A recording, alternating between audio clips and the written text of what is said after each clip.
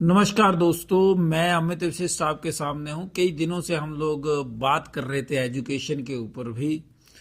तो मैं कोशिश ये कर रहा था कि मुझे थोड़ी जानकारी मिल जाए ताकि मैं शेयर कर पाऊं एग्जैक्ट जानकारी, और मैं आप लोगों को बता पाऊं कि देखिए, हम लोग अगर ध्यान नहीं देते हैं तो सरकारें चाहे किसी की भी हों, ये भी बिल्कुल आपके बच्चों की तरफ या आपके समाज की तरफ ध्यान नहीं देंगी। नेता कोई भी हो, किसी भी धर्म का हो, वो बिल्कुल ध्यान नहीं देगा। और अब मैं थोड़ा सा डाटा इकट्ठा कर पाया हूं। आप लोगों से मेरी प्रार्थना है कि ये जो जानकारी मैं शेयर कर रहा हूं, इसे आप खुद तो इसको ग्रहण करें, आप अपने विचार भी दीजिएगा, लेकिन इस इंफॉर्मेशन को सबके साथ शेयर जरूर करिएगा, क्योंकि ये जितनी ज्यादा जागृति के लिए जरूरी चीजें हैं, उसमें आपकी भी आहुति हो जाएगी। तो मैं आज शुरू कर रहा हूं, शिक्षा के प्रति जब हम लोगों ने ध्यान नहीं दिया तो उसका दुष्परिणाम कहां तक हो सकता है। मैं आपको आज शुरुआत कर रहा हूं ग्राम पंजावर से।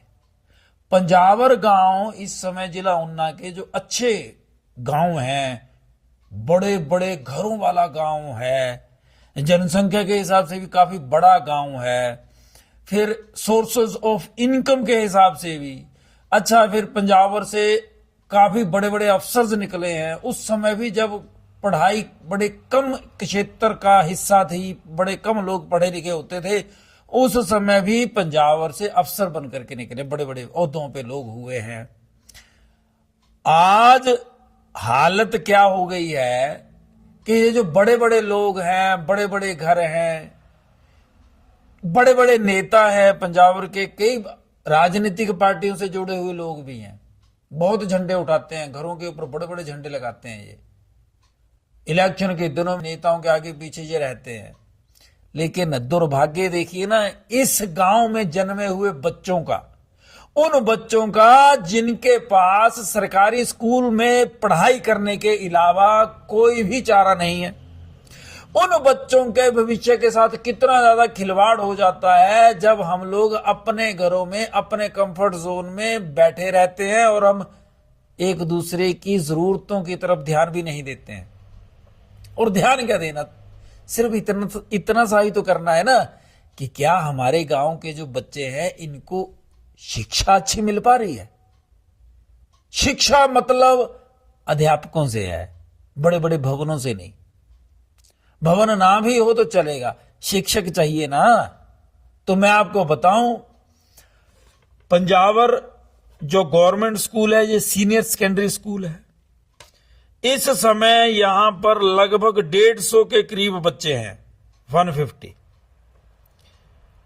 और यहां पर जो कम है टीचर, उनकी संख्या है 9। टीजीटी आर्ट्स एक नहीं है, उसके बाद C&B के 3 टीचर नहीं है, फिर है इंग्लिश के लेक्चरर नहीं है, ये 2002 से ही नहीं है। हिंदी के लेक्चरर नहीं है, लैंग्वेजेस है दोनों ही, इंग्लिश भी और हिंदी भी। लैंग्वेज के टीचर नहीं है। पॉलिटिकल साइंस के टीचर नहीं है। जो हिंदी के टीचर हैं, ये लेक्चरर हैं, ये 2023 से नहीं है, और पॉलिटिकल साइंस के 2022 से नहीं है। इकोनॉमिक्स के लेक्चरर भी नहीं है, 2024 में इनकी ट्रांसफर हो गई, उसके बाद कोई नहीं आया। उसके बाद कंप्यूटर साइंस के 2013 से अध्यापक नहीं है, ये पोस्ट खाली है। ये दोष किसका? 2013 के बाद से कितनी सरकारें आई, किसी एक नेता, एक पार्टी, एक सरकार को तो दोष नहीं दिया जा सकता। ये तो सबका दोष है ना। ये उस गांव के हर उस नेता का दोष है जो पार्टियों के झंडे उठा करके चलते रहते हैं, लेकिन अपने गांव के बच्चों की साधारण जरूरत की तरफ ध्यान नहीं दे पाते हैं। देखिए ना, दुर्भाग्य। हम लोग बोलते हैं मोदी ऐसा है, हम लोग बोलते हैं सुक्खू ऐसा है। अरे भैया, हमारे गांव का नेता वो कैसा है? अब सुक्खू या मोदी, इन बेचारों के पास टाइम नहीं है।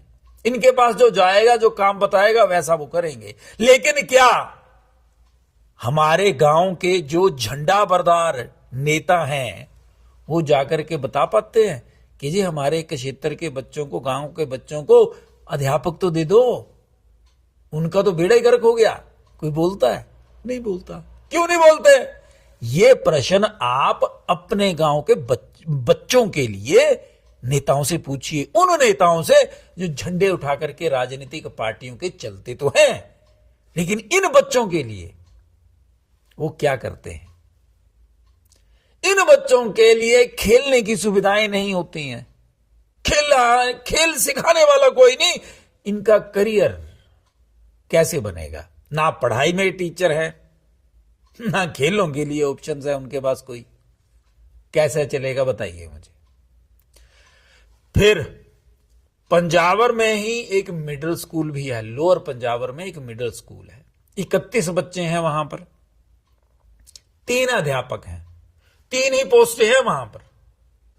अब बताइए मुझे, 3 अध्यापक हैं, अगर हिंदी, इंग्लिश और मैथ्स के टीचर हो गए तीनों,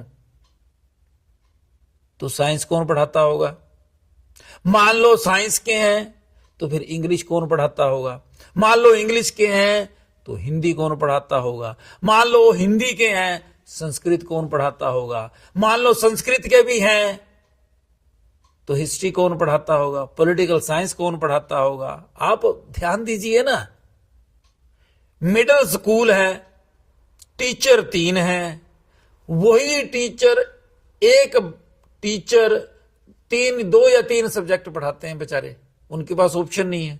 जबकि सरकार बोलती है क्वालिटी एजुकेशन नहीं है। आप देखना, अभी भी सर्वे आया था, इतने ग्रेजुएट हमारे देश के हैं जो योग्य नहीं है काम करने के। भैया अपनी कमियां क्यों छुपाते हो? आपने टीचर नहीं दिए उन बच्चों को, उनका बेड़ा गर्क कर दिया आप लोगों ने, और अब उनको डिमोरलाइज करते हो जब ग्रेजुएशन तक पहुंच गए। अब जाकर के बता रहे हो तुम इसे योग्य ही नहीं हो कि तुम नौकरी कर पाओ। क्यों? कौन जिम्मेदार उसका? क्या सरकार जिम्मेदार नहीं? क्या वो नेता जिम्मेदार नहीं जो गांव में झंडे बड़े बड़े उठा करके पार्टियों के ऐसे ऐसे बड़े बड़े हाथ मार मार के करोड़ों रुपया खा जाते हैं? सड़कें मत बनाओ, चौड़े चौड़ी सड़कें मत बनवाओ गांव में, तालाबों को पक्का मत करवाओ, कोई जरूरत नहीं।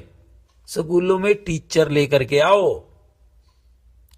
अगर आपके सरकारी स्कूलों में टीचर होंगे तो आपके बच्चों का इतना ज्यादा सोर्स ऑफ इनकम अच्छा हो जाएगा, क्योंकि वो कमाने योग्य हो जाएंगे, तो वो अपनी सड़कें और तालाब पक्के खुद ही करवा लेंगे। यार बोलो सरकारों को, हमें नहीं चाहिए ये सब, हमारे बच्चों को पढ़ाओ। लेकिन कमी माता पिता की भी है, कमी समाज की है, और ये जो कमी है स्कूलों में टीचरों की, खेलों की असुविधाओं की, ये हमारे लिए आईना है, ये समाज का आईना होता है। जिम्मेदार कौन? कमेंट जरूर करिएगा, बताइएगा।